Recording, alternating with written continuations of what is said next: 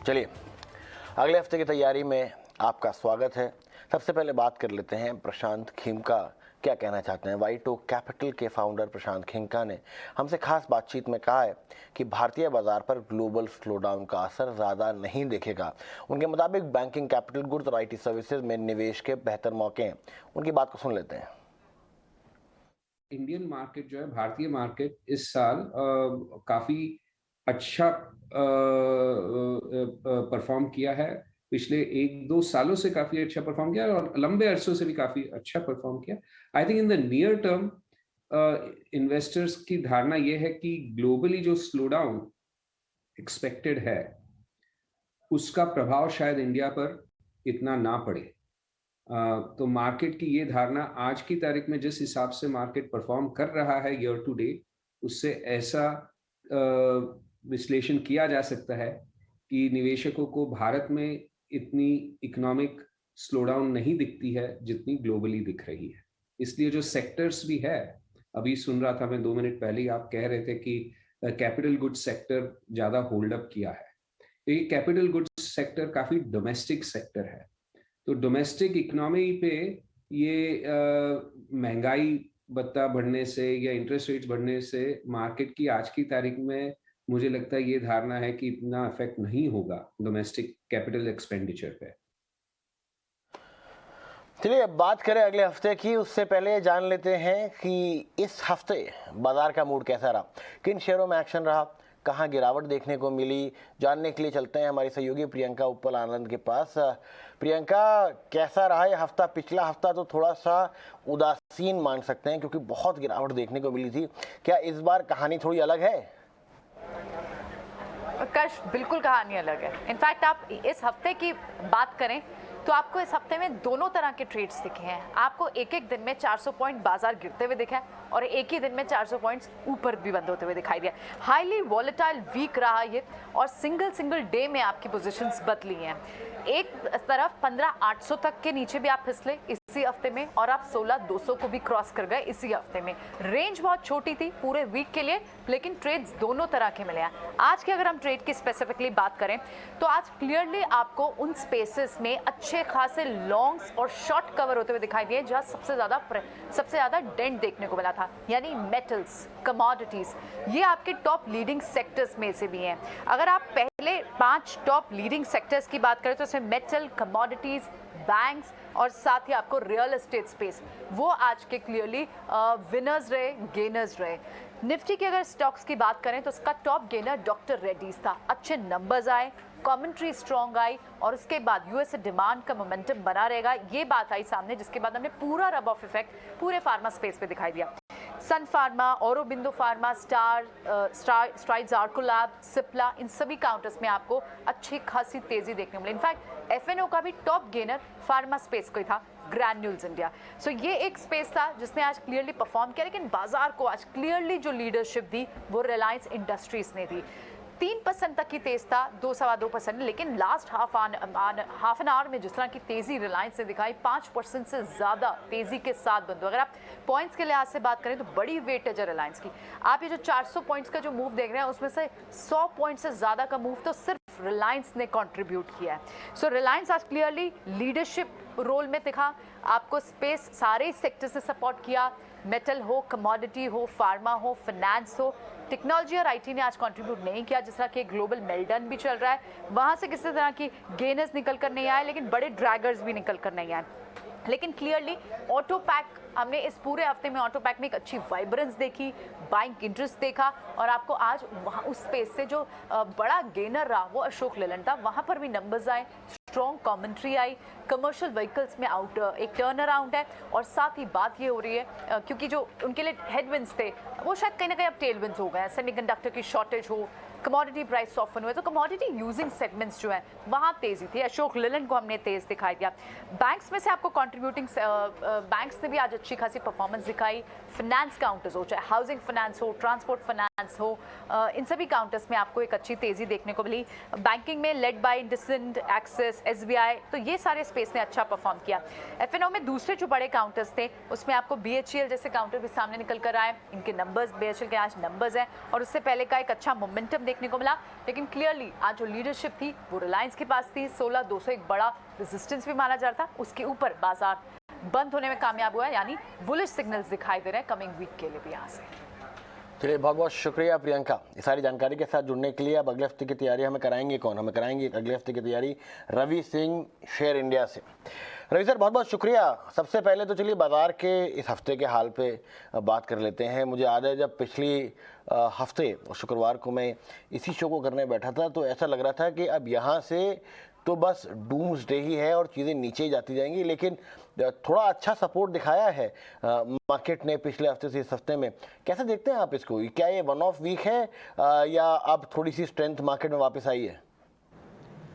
देखिए, अब स्टॉक्स में काफ़ी बड़ी करेक्शन हो चुकी है, निफ्टी में काफ़ी बड़ा करेक्शन देखने को मिल चुका है और ओवरऑल रेंज की बात करें तो जो पहले रेंज थी कि अब डाउन साइड में आपको 15,500 के लेवल देखने को मिल सकते हैं, वो अब कहीं ना कहीं से रेंज चेंज होके लोअर साइड पे एक बार 15,800 का बेस और अप साइड में 16,400 का एक रेजिस्टेंस यहाँ पर बनता जा रहा है। और स्टॉक स्पेसिफिक बाइंग, मैंने पिछले हफ्ते भी इस बात को जिक्र किया था कि आपको स्टॉक स्पेसिफिक बाइंग ज़्यादा देखने को मिलेगी और सेक्टर स्पेसिफिक में अगर जाते हैं तो आपको ऑटो इंडस्ट्री काफ़ी अट्रैक्ट करती हुई नजर आएगी, मेटल काउंटर अच्छे लगेंगे, इंफ्रास्ट्रक्चर के स्टॉक्स आपको अच्छे काउंटर यहाँ पर देखने को मिल सकते हैं। तो ओवरऑल सिनेरियो अब काफ़ी हद तक इंडिविजुअल स्टॉक की तरफ मूव कर रहा है और इंडेक्स भी इसी वजह से अब थोड़े से बुलिश टोन में दिखाई दे रहा है। अब अगले हफ्ते की स्ट्रैटेजी के हिसाब से अगर समझते हैं तो क्लियर कट है कि पॉजिटिव टोन में रहना चाहिए, लेकिन एक हर्डल जो यहाँ पर दिखाई दे रहा है वो है 16,400 का। अगर 16,400 के ऊपर मार्केट क्रॉस कर जाता है, सस्टेन कर जाता है, तो आपको नए लेवल्स 16,750 तक के मिलेंगे। नहीं तो ये दायरा अभी अगले हफ्ते के लिए भी यही होगा, लेकिन अब बेस जो है वो 15,700 से शिफ्ट होके 15,800 और 900 के बीच में आ जाएगा, यानी 16,000 धीरे धीरे एक सपोर्ट बनता जाएगा और 16,400 का एक रेजिस्टेंस बना रहेगा। तो मार्केट में अब बुलिश टोन आपको स्टार्ट होते हुए नजर आएंगे। अगले हफ्ते भी बुलिश टोन यहाँ पर काफी बढ़ सकता है। देखिए, एक सवाल जो प्रियंका भी बोल रही थी RIL के बारे में कि आज जो मार्केट की परफॉर्मेंस दिखी उसमें काफ़ी बड़ा रोल जो था वो रिलायंस का देखने को मिला था। पहले तो इस मूव को आप कैसे देखते हैं? क्या हमें अपने रिपोर्टर्स को थोड़ा सचेत कर देना चाहिए? क्या कोई खबर आ सकती है या ये क्या वजह है कि एकदम से भागा है स्टॉक? देखिए, इसमें कोई डाउट नहीं है कि लोअर लेवल पे सपोर्ट पे भी भागा है। पॉजिटिव न्यूज़ की एक एक्सपेक्टेशन यहाँ पर जरूर बन रही है और अभी जो हाल फिलहाल में अगर पूरे अर्निंग सीजन को यहाँ पर कंपैरिजन करें तो वो भी काफी अच्छे देखने को मिले, लेकिन सिर्फ ये हुआ कि अर्निंग सीजन के टाइम पे मार्केट पूरी डाउन साइड में थी, इस वजह से एक दबाव भी देखने को मिला। लेकिन मुझे ऐसा लगता है कि रिलायंस काफी अट्रैक्शन लेवल पर यहाँ पर पहुंच चुका है। लॉन्ग टर्म इन्वेस्टर के लिए भी काफी अच्छा यहाँ पर है और शॉर्ट टर्म इन्वेस्टर के लिए भी एक अपॉर्चुनिटी। वोलेटिलिटी प्रीमियम अगर आप देखते हैं तो जैसे 6% आज रैली रही है, आगे हफ्ते में भी आपको 3-3.5% तक का रैली दिख सकता है, तो इन्वेस्टमेंट के लिहाज से भी अच्छा है। अब आते हैं कि ट्रेडर रणनीति के हिसाब से अगर समझते हैं तो आपने जिस तरीके से अभी यहाँ पर डेरिवेटिव्स में वॉल्यूम जनरेट होते हुए देखे हैं, जो नेक्स्ट एक्सपायरी के कॉन्ट्रैक्ट की तरफ अब वापस रुझान जो पॉजिटिव बना है वो काफी हद तक सपोर्ट दे रहा है और कहीं ना कहीं से ट्रेडर को भी ये अब सेफ ट्रेड यहाँ पर लग रहे हैं और स्टॉप लॉस यहाँ पर छोटे हैं, रिवॉर्ड यहाँ पर बड़ा, यानी रिस्क रिवॉर्ड रेशियो भी काफी चेंज हुआ है, जिसका कि इंपैक्ट आज आपको जब मार्केट ने पुल बैक किया तो उसमें रिलायंस को एक अलग तरीके से देखने को मिला। चलिए रही सर, बने रहिए हमारे साथ। एक बार सुंदरम AMC के MD सुनील सुब्रमण्यम का क्या कहना है वो सुन लेते हैं। उनके अनुसार बाजार की दिक्कतें अभी पूरी तरह खत्म नहीं हुई हैं, अगले 3 से 4 महीने तक उठापटक जारी रहने की आशंका है। निवेशकों को इस समय क्वालिटी स्टॉक्स में निवेश करना चाहिए। उनकी बात सुन लेते हैं एक बार। वॉलेटिलिटी का फुटप्रिंट अभी भी है, इंटरनेशनली अनसर्टेनिटीज है, both around the political scenario around Ukraine as well as the stagflation and recession risk जो है अमेरिकन मार्केट में। तो मेरे ख्याल में ये जो बाउंस बैक हो रहा है, थोड़ा वैल्यू बाइंग हो रहा है, प्राइस इतने गिरने के कारण कोई लोग थोड़ा एंटर कर रहे हैं, कोशिश कर रहे हैं, मगर मेरे ख्याल में ये वॉलेटिलिटी कुछ 3-4 महीने के लिए ज़रूर रहेगा, मगर एट द सेम टाइम अच्छे क्वालिटी स्टॉक पिक करने का भी ये मौका है, मगर क्वालिटी को चुनने की ज़रूरत है। ये ऐसे नहीं कि जो ज़्यादा गिरा है उसको जाके खरीदें। चलिए पहले जान लेते हैं कि अगले हफ्ते किन घटनाओं पे नज़र रहनी चाहिए, यानी कि क्यूज नेक्स्ट वीक? अगले हफ्ते एक बड़ी चीज़ जो है वो है स्विट्जरलैंड के दावोस में वर्ल्ड इकोनॉमिक फोरम की शुरुआत होने वाली है। कोरोना की वजह से 2 साल के बाद दावोस में इवेंट हो रहा है। इसके अलावा भी कई और इवेंट्स हैं और आंकड़ों पर बाजार की नज़र होगी। क्या क्या है इवेंट्स और कौन कौन से आंकड़े जारी होंगे, जानने के लिए चलते हैं आशीषा के पास। आशीषा बताएं। निफ्टी पैक में से 7 निफ्टी कंपनीज अपने अर्निंग्स रिपोर्ट करने वाली है नेक्स्ट क्वार्टर में। फर्स्ट अब डिवीज लेबोरेटरीज के नंबर्स आएंगे 23 मई को और हम एक्सपेक्ट कर रहे हैं कॉन्ट्रैक्ट मैन्युफैक्चरिंग के कारण इस क्वार्टर में नतीजे अच्छे आ सकते हैं। बेटर ऑपरेटिंग लेवरेज के कारण प्रॉफिटेबिलिटी में भी अच्छा खासा बूस्ट दिखाई दे सकता है इस क्वार्टर में। ग्रासिम इंडस्ट्रीज के भी नतीजे आएंगे 24 मई को और रेवेन्यू में हम 46% का ग्रोथ एक्सपेक्ट कर रहे हैं ईयर ऑन ईयर बेसिस पर। हायर वीएसएफ और कॉस्टिक सोडा प्राइसेस के कारण 25 मई को अपोलो एंटरप्राइजेस के नतीजे आएंगे। हम 16% का YOY ग्रोथ एक्सपेक्ट कर रहे हैं अर्निंग्स में। बेटर ऑक्यूपेंसी और इम्प्रूव्ड ऑपरेटिंग लेवरेज के कारण ग्रोथ देखने को मिल सकता है।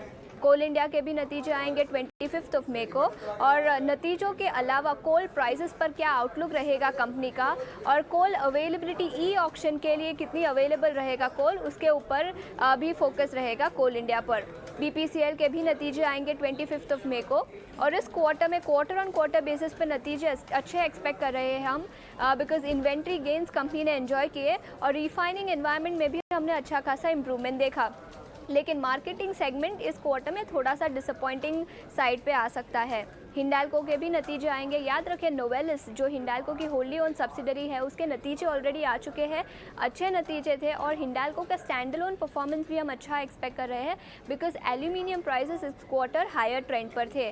और लास्टली JSW स्टील के भी नतीजे आएंगे। सिक्वेंशियली फ्लैट क्वार्टर एक्सपेक्ट कर रहे हैं JSW स्टील के लिए क्योंकि इस क्वार्टर में स्टील प्राइसेस अच्छे खासे थे लेकिन उसके साथ साथ इनपुट कॉस्ट में भी हमने इंप्रूवमेंट देखा। कोकिंग कोल और आयरन और प्राइसेस दोनों में अच्छा खासा जंप देखा इस क्वार्टर में और इसी कारण JSW स्टील के सिक्वेंशियल बेसिस पर फ्लैट नंबर्स हम एक्सपेक्ट कर रहे हैं। बाकी इवेंट्स की बात करें तो यूनाइटेड स्टेट्स की FOMC मीटिंग नेक्स्ट वीक में शेड्यूल है जिसके कारण इंडिया और ग्लोबल मार्केट्स को इम्पैक्ट हो सकता है। याद रखें ये मीटिंग मई 25 को होने वाली है। मई 26 को GDP और इनिशियल जॉबलेस क्लेम्स का डेटा यूनाइटेड स्टेट्स का आएगा और उसके कारण भी इम्पैक्ट हो सकता है। मई 27 को इंडस्ट्रियल प्रॉफिट्स डेटा चाइना का आने वाला है और मई 27 को CPI डेटा जापान का आएगा और इसके कारण ग्लोबली इम्पैक्ट हो सकता है। बाकी इवेंट्स की बात करें तो मई 23 को US president Joe Biden Japanese prime minister को मिलेंगे टोक्यो में। मई 22 से मई 26 वर्ल्ड इकोनॉमिक फोरम होगा डावोस स्विट्जरलैंड में और इसी के चलते ग्लोबल मार्केट्स पर अच्छा खासा प्रभाव देखने मिल सकता है। मई 24 को US president Joe Biden participate करेंगे क्वाड समिट में जापान, ऑस्ट्रेलिया और इंडिया के साथ टोक्यो में।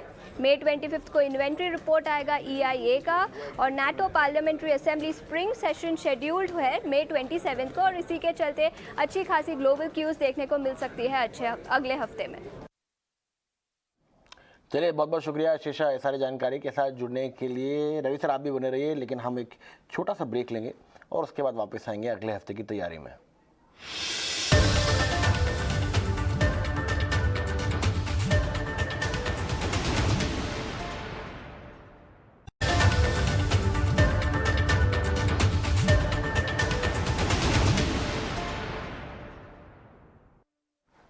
चलिए अगले हफ्ते की तैयारी में आपका स्वागत है। रवि सिंह हमारे साथ जुड़े हुए हैं। रवि सर, एक सवाल आपसे मैं पूछना चाहता हूँ कि जो डावोस समिट होती हैं या ये अलग अलग तरीके की समिट्स होती हैं, देखिए टेलीविजन के लिए अच्छी होती हैं, सुनने वालों के लिए अच्छी होती हैं, बुद्धिजीवों के लिए अच्छी होती हैं, लेकिन एक इन्वेस्टर या ट्रेडर को बहुत ज़्यादा फर्क पड़ता है वहाँ पर, क्या बोला जाता है उससे?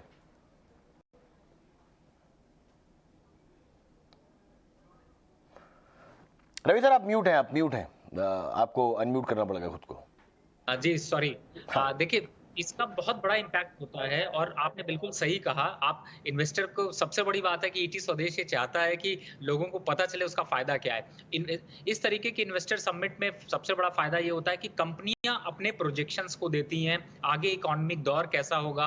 अगर आपको याद हो तो आज से 3 से 4 साल पहले जब इस तरीके के इवेंट हुए थे तो उस टाइम पे भी ये क्लियर कट एक इंडिकेशन मिला था कि अब आगे ईवी का सेगमेंट आएगा, इलेक्ट्रॉनिक गाड़ियों का सेगमेंट आएगा, तो वहां से वो बेस स्टार्ट होता है। तो इन्वेस्टर को एक मौका मिल जाता है कि आगे की फ्यूचर ग्रोथ क्या होगी, फ्यूचर में आगे किस तरीके के मार्केट के सिनेरियोज होंगे, कौन से स्टॉक्स चलेंगे, किस तरीके का व्यू होगा। और जो बड़ी बड़ी कंपनियां हैं वो अपने प्रोजेक्शंस को यहाँ पर पेश करती हैं, तो उसका सीधा फायदा इन्वेस्टर को ही होता है। और आपको भी जिन कंपनीज पे आप भरोसा जताते हैं उन कंपनीज के बारे में भी आपको जानकारी मिलती है। तो मुझे लगता है कि इस इवेंट का फायदा सभी को है, इकोनॉमी को भी इसका सीधा सीधा फायदा मिलता है, कंपनीज को भी सीधा फायदा मिलता है, क्योंकि उनके लिए ये फोरम में जो गवर्नमेंट पॉलिसीज हैं उनसे रिलेटेड जो प्रॉब्लम्स होती हैं, परेशानियां होती हैं, वो कहीं ना कहीं से दूर होती हैं। तो कंपनियों के लिए भी एक्सपोजर है और ओवरऑल जो जीडीपी की ग्रोथ है उसके हिसाब से कौन सी कंपनी किधर जाने वाली है, किस कंट्री में इन्वेस्टमेंट करने वाली है, और तो उसका फायदा इन्वेस्टर को मिलता है। तो मुझे लगता है कि इस तरीके की समिट का बहुत बड़ा फायदा है और एक फ्यूचर प्रोजेक्शन जरूर मिलता है। रवि सर, एक और बात जो शिक्षा ने बताई थी वो थी नतीजों की। एक तो मैं पूछना चाहूँगा अगले हफ्ते जो नतीजे आने वाले हैं आप उनको कैसे देखते हैं, और उसी के साथ एक कंबाइंड सवाल ये भी रहेगा कि 70-80% अब नतीजे आ चुके हैं, अर्निंग सीजन को कैसे देखा जाए, क्या हिंदुस्तान में कंपनियों ने इस बार पैसे कमाए हैं? बहुत अच्छा क्वेश्चन है। आप अगर पूरे अर्निंग सीजन को कंपैरिजन करें तो आपको 100 में से करीब 80% कंपनियों के रेवेन्यू, सेल्स और एबिटा में ग्रोथ देखने को मिली है। ये एक अलग डायरेक्शन है कि मार्केट में जो मूव है वो एक डिफरेंट है। उसका रीजन ये है क्योंकि सेंटीमेंट अगर खराब है, आगे के सिनेरियो खराब है, तो उसकी वजह से इंपैक्ट होता है, वोलेटिलिटी ज्यादा होती। लेकिन अगर आप सिर्फ अर्निंग सीजन और रिजल्ट का कंपैरिजन करें तो आप ये पाएंगे कि लगभग 100 में से 80 कंपनियों के रिजल्ट पॉजिटिव रहे हैं। और बड़ी कंपनियों की, मैं जो लार्ज कैप और मिड कैप की कंपनीज है उनकी मैं बात कर रहा हूं, तो आपको अंदाजा लगेगा कि आगे की जो फ्यूचर ग्रोथ है उसका इन्फ्लेशन रिलेटेड जरूर इंपैक्ट होगा, लेकिन नंबर्स काफी अच्छे रहे। अब जब अगले हफ्ते आप जैसे देख रहे हैं कि ग्रासिम के नंबर्स हैं, उसका आज जिस तरीके से पुल बैक दिखाया है, ग्रासिम 2% ऊपर है, सेंटीमेंट यहाँ पर पॉजिटिव है। फाइनेंशियल्स नंबर्स पे अगर बात करते हैं तो आपको एबिटा में भी ग्रोथ देखने को मिल सकती है, रेवेन्यू टारगेट भी यहाँ पर बढ़ सकता है, लेकिन एक जो स्मूथ ग्रोथ है वो यहाँ पर अभी जारी रह सकती है। इंपॉर्टेंट नंबर्स जो इंटरनेशनल के हैं जो मैडम ने कवर किए, लेकिन मैं थोड़ा सा हाईलाइट करना चाहूंगा। एक तो यूएस के Q1 की जीडीपी के नंबर्स हैं, और दूसरा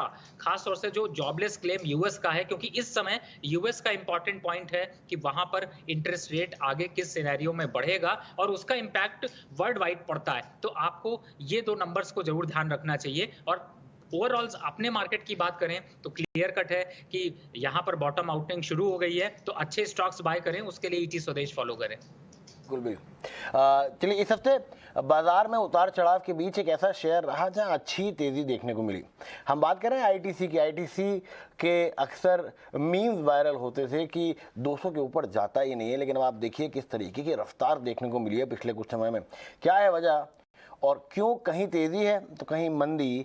आईटीसी और लुपिन के इस विपरीत चाल को समझाने के लिए हमारे सहयोगी डिम्पी कालरा हमारे साथ जुड़ गए।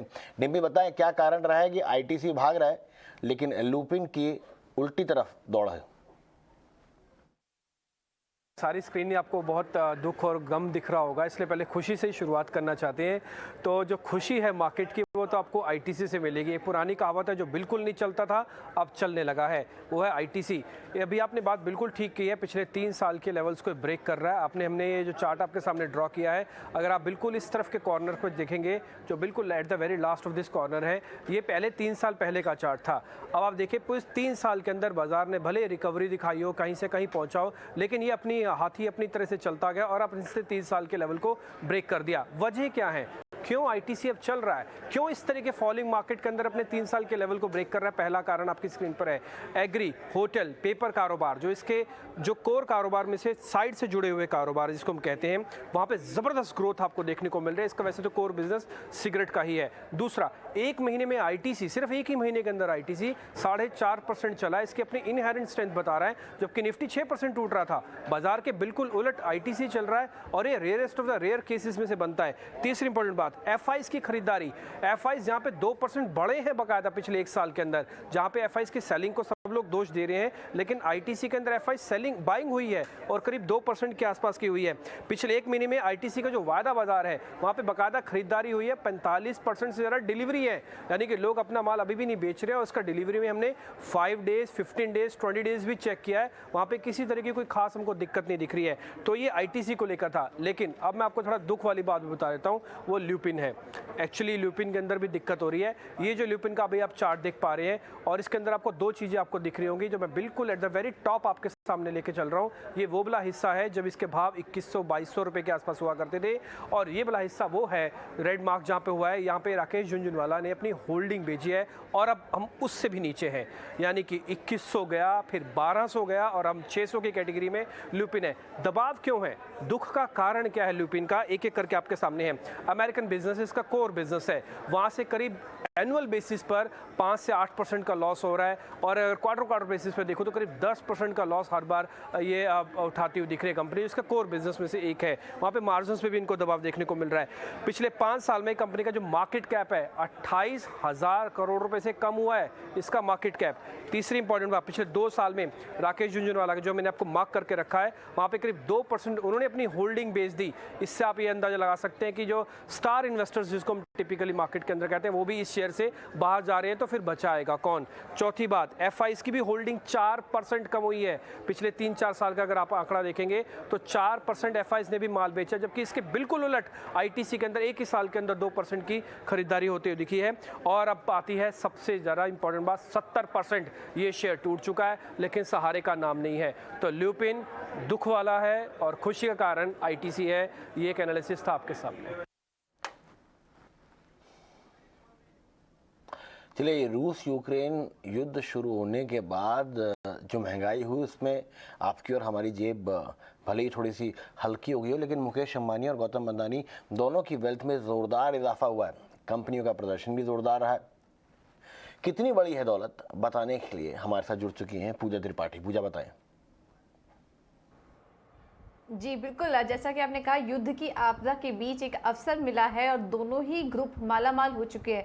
अगर इनकी बात करें इन ग्रुप्स की, तो युद्ध के बाद गौतम अदानी का जो कुल नेटवर्थ है वो 106 बिलियन डॉलर पहुंच चुका है। करीब 25 बिलियन डॉलर का इजाफा वहां पर हुआ है। मुकेश अंबानी की भी जो कुल नेटवर्थ है वो करीब 90 बिलियन डॉलर से ज़्यादा हो चुकी है। तो इस तरीके से यह आंकड़ा बता रहा है कि काफ़ी ज़्यादा फ़ायदा हुआ है, और वो फ़ायदा इस वजह से हुआ है क्योंकि अगर हम ग्लोबल कमोडिटी के दाम में अगर हम देखें तो काफ़ी ज़्यादा इजाफा वहाँ पर भी देखने को मिला, जिससे कारोबार से जुड़ी ये दोनों ही कंपनियां हैं। कोयले की कीमतें $400 प्रति टन के रिकॉर्ड ऊंचाई पर है। कच्चे तेल की कीमतें $100 प्रति बैरल के ऊपर अभी भी कायम है, और इसके अलावा फॉसिल फ्यूल को लेकर भी निर्भरता बढ़ रही है। और इसी से जुड़ा देखिए हम यहाँ पर देख रहे हैं कि इन दोनों ही ग्रुप को फ़ायदा भी हो रहा है।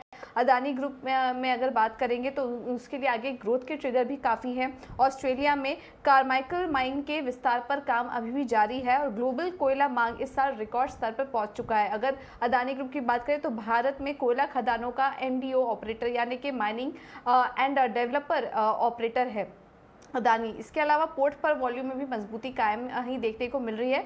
और चौथी तिमाही की बात करें तो अदानी एंटरप्राइजेस के मुनाफे में करीब 30% का उछाल भी देखने को मिला था। अब आता है अंबानी ग्रुप की कंपनियों में, तो रिलायंस ने हमने देखा कि मार्च तिमाही में शानदार नंबर्स देखने को मिले थे। 60% जो आय आती है इनकी ऑयल रिफाइनरिंग और पेट्रोकेम से आती है, जिसमें कि हमने देखा कि एक इजाफा देखने को मिला और मुश्किलों में फंसे क्रूड ऑयल कार्गो को सस्ते भाव पर भी खरीदा है इनकी कंपनी ने।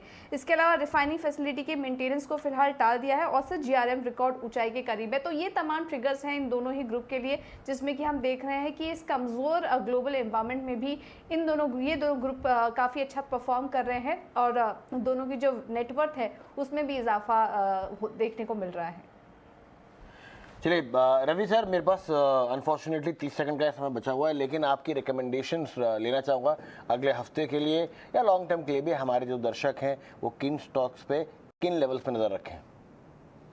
देखिए, 2 स्टॉक हैं। एक तो हमने चर्चा में लिया ही है, अशोक लेलैंड, जिसका कि अपसाइड टारगेट 140 रुपए का है, और दूसरा स्टॉक है डीएलएफ, जिसे कि आप पोर्टफोलियो पे शामिल कर सकते हैं। शॉर्ट टर्म या लॉन्ग टर्म आपको यहाँ से एक अच्छा मूव देखने को मिलेगा 260 और 280 के टारगेट के लिए। तो चाहे आप एक हफ्ते की तैयारी कर रहे हो या फिर आप 3 महीने और 6 महीने का विजन रखते हो, ये दोनों स्टॉक्स को आप अपने पोर्टफोलियो में शामिल करिए और आपके रिटर्न्स अच्छे यहाँ पे चमकदार होंगे।